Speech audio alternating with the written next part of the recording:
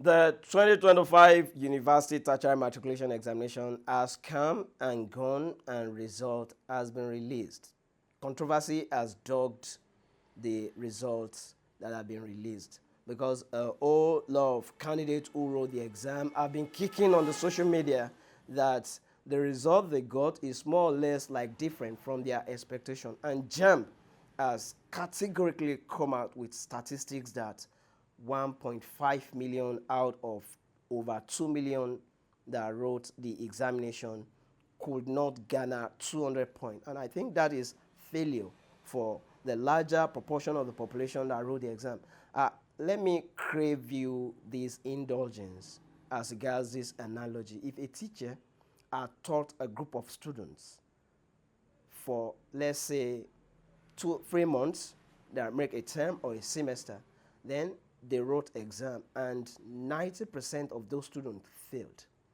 It isn't only the student that have failed, the teacher who had taught them had actually failed. So the question is, could it be that something had gone wrong with JAM template when it comes to randomization of their questions, the marking scheme, or there was actually technical glitch that had affected the outcome?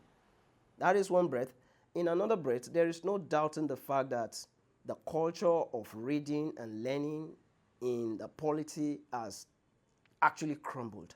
As students don't read anymore, a good number of them have become so in tuned to the social media that they are very, very aware of things that are going on in their society at the expense of their studies. Could it be that this is the reason why they have failed?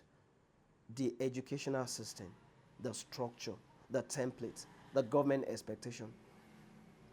The Minister of Education had actually come out to say that the failure of students, this mass failure, is an indication of government's strong stride in stepping out, in mapping out, in making sure that examination malpractice, come to an end in Nigeria.